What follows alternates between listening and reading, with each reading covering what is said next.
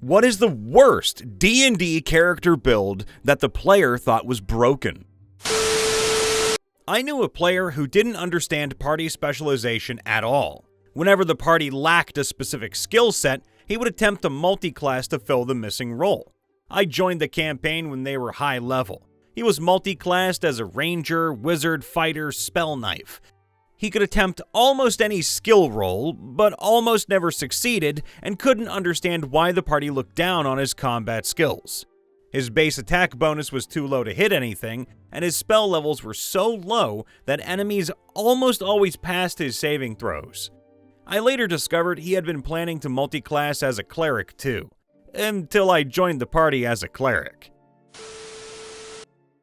One of my players has been bragging about this build since day one. Apparently, it's supposed to be some crazy crit build or something.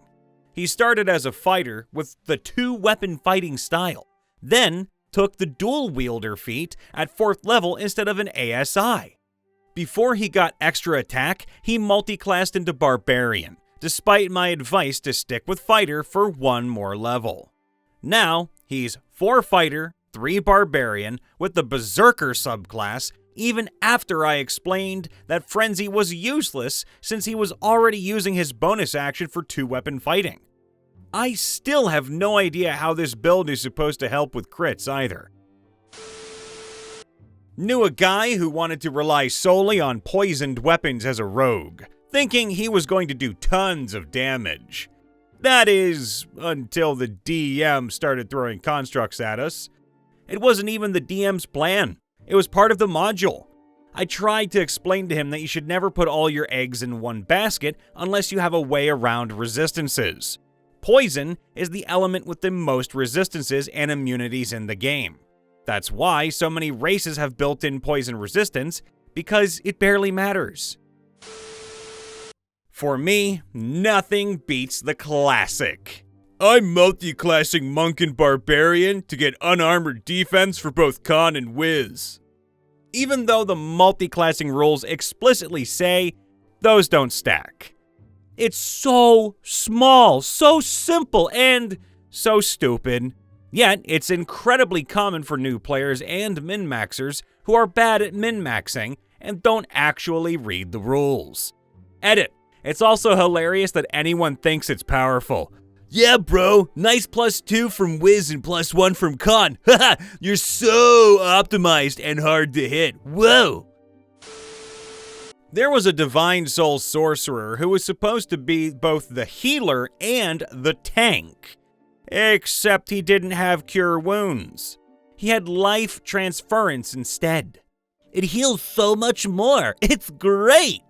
Don't worry though, he took Twin's spell, maxed out Constitution for extra hit points, and decided his version of tanking was to make zombies using Animate Dead.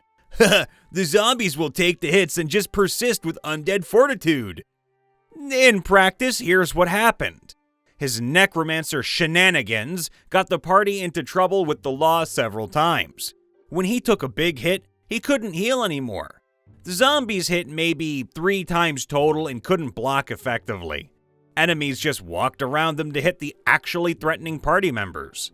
He spammed Chill Touch, Hex, and Scorching Ray. He used Spiritual Weapon once, then never again for some reason. Maybe it was too effective? Credit where it's due. Twinned Life Transference does heal a ton. I had a DM once tell me I was difficult to balance around and called me a min-maxer for playing a half-orc battlemaster. Even better, for roleplay reasons, my main weapon was a longsword held in both hands, and my only armor was chainmail until about level 4 or 5. That was conveniently ignored when I was accused of not roleplaying. It was a strange experience all around. I'm a long-time DM, but I'm currently playing in a friend's campaign. He's convinced I'm min-maxing, but I'm really not. I'm playing an arcane trickster blade singer, which does have nice synergy, but it's far from OP compared to other min-max builds out there. Now, every time I ask about a rule, he gets paranoid. For example, last session, I asked if my Hat of Disguise extended to my familiar. He thought about it, said no, and I was like, fine. I cast Minor Illusion to give him a tiny beard then. Not everyone is trying to win super hard. Some of us just want to be silly. I had a player with a 4-class multiclass, Ranger, Fighter, Rogue, something else, I forget exactly what, but it was definitely 4 classes.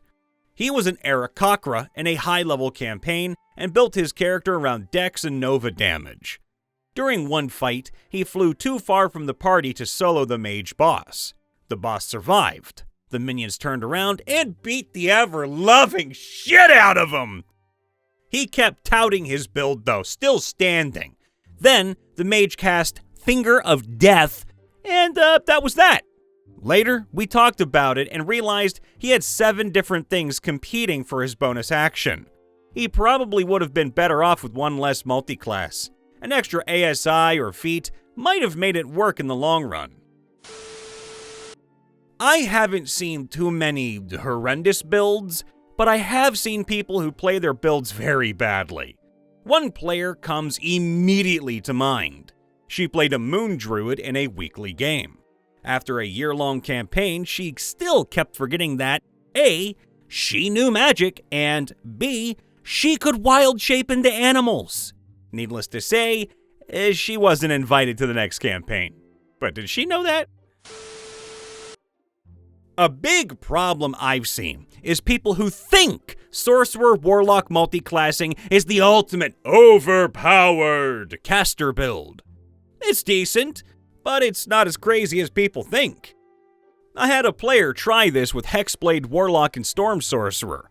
They had the Thirsting Blade invocation and were convinced that they could attack twice with either a spell or their packed weapon. Use sorcery points to quicken Eldritch Blast and Twin Fireball at 2 separate targets. Now, some of that kind of works, but not all of it. Thirsting Blade only lets you attack twice with your packed weapon, not spells. Extra attack never applies to spell attacks. Yes, you can quicken Eldritch Blast, but according to rules as written, you can only cast another cantrip as your action in the same turn. And if you've already attacked with your packed weapon, you've got no actions left. You can quicken Eldritch Blast and Twin Fire Bolt, but not Fireball. Plus, with limited sorcery points due to multiclassing, you can only pull off these fancy turns a couple of times before needing a rest.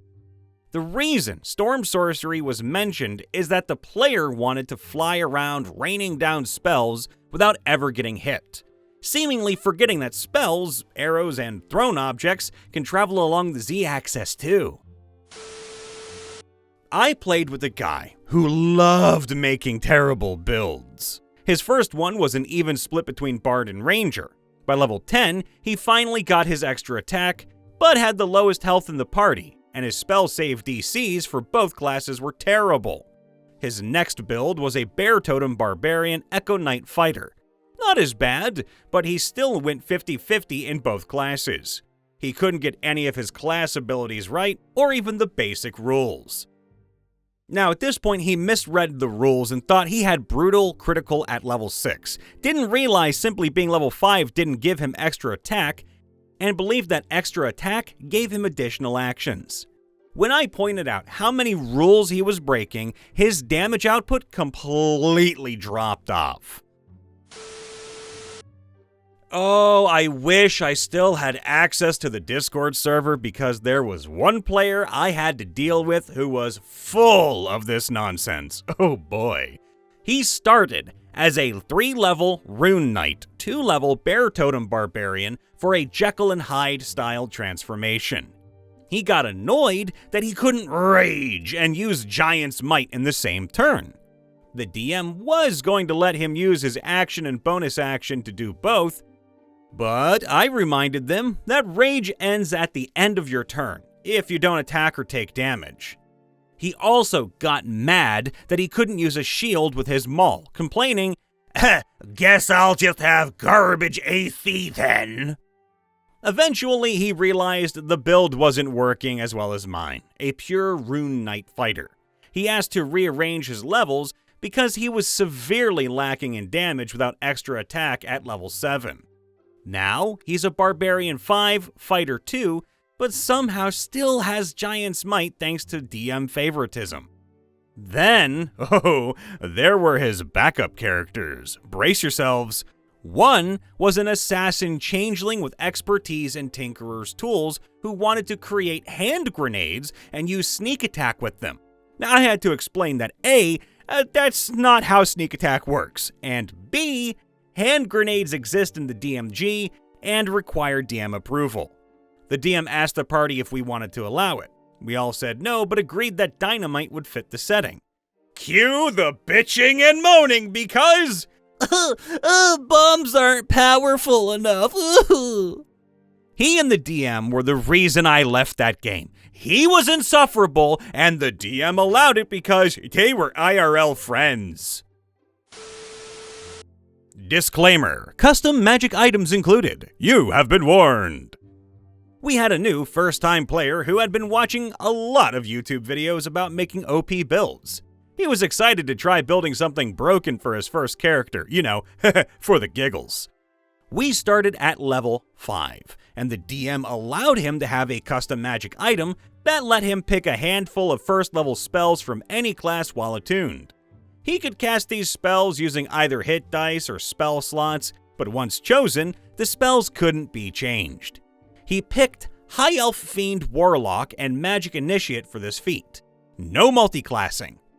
I assumed he'd use the magic item for some short rest spell shenanigans. Instead, he only picked Warlock spells and cantrips for both the magic item and the feat. His reasoning? I'm focusing on stronger Warlock spells, and these weaker ones will be my backup. Yes, he knew he could pick spells from any class. Yes, he still picked only Warlock spells. And he kept giggling about how OP his build was. It wasn't bad per se, just hilariously mundane. He kept sneaking smug looks at me like he was hiding something truly game-breaking from the other players. Guess what though?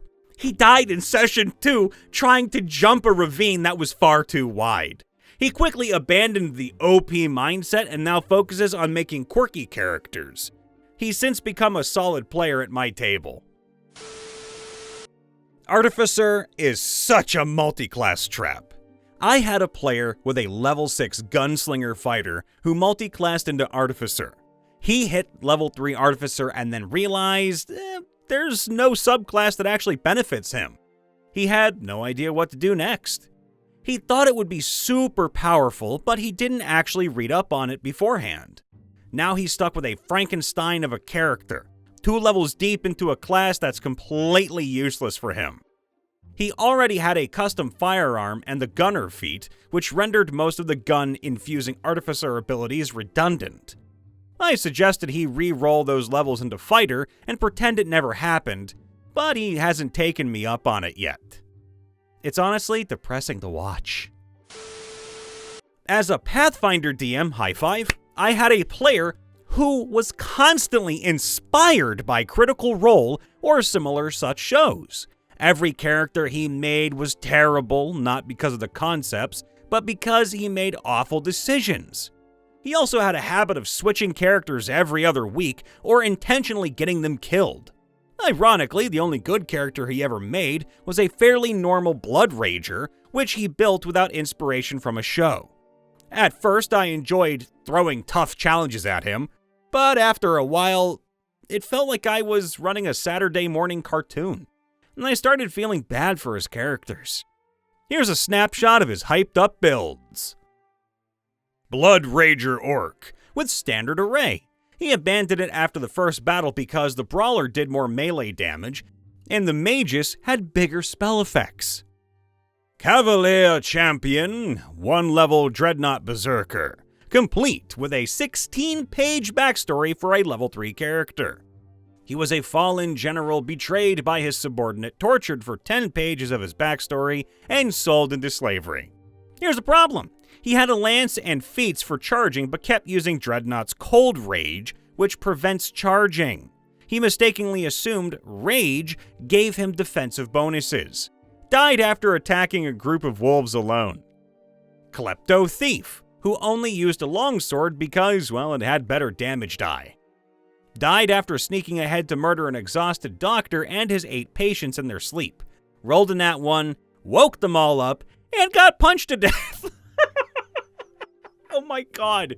Witch Cleric Wizard 2, because he wanted all the spells. Died in combat with cliff-dwelling lizards. He got bull rushed to the edge of the cliff, stood his ground for 2 rounds, and was surprised when he got pushed off. He rolled a 3 and a 5 for acrobatics to stop the fall, despite having Featherfall prepared. Swashbuckler 4, Monk 1, wielding a rapier and a bandolier of pistols instead of magic items. Failed a con save after a monkey threw poop at him. Rolled a nat 1 trying to dodge and caught it in his mouth. Guess what? Just like in the Oregon Trail, contracted dysentery. He stayed up on watch that night and became exhausted. He entered a room full of enemies, used dodging panache to move closer to the biggest enemy, a giant animated suit of armor, and tried to acrobatically parry its greatsword attack. Rolled a 16 for acrobatics, a -3 for the parry, and got cleaved in half. Gunslinger Siege Gunner 5, Cavalier 1, who found a broken cannon and mounted it on a cart for his horse to drag around. He convinced the party to raid a giant psychic clamshell god for its pearl. He lined up the cannon and hit the house-sized hermit crab guardian for some damage. The crab charged 120 feet and crushed him, despite his protests that it was too big to move fast. He tried to charge underneath its leap, rolled a 9 on his ride check, and was promptly crushed. And there were many, many more. Sounds like that player was just a glutton for punishment. Hey everybody, Brian Von Vidier checking in after the vid. Make sure to leave a like, subscribe, ring that bell, and let us know in the comments below what was the worst build you've ever seen by a player who thought it was actually broken when it kinda really wasn't. Of course, if you ever want to support the channel, feel free to drop a membership. You don't have to, but it does keep water in our bellies and those egg prices down. That said, we love you all. Please be safe, happy, healthy, and stay warm out there. We'll see you next time. Toodaloo for now.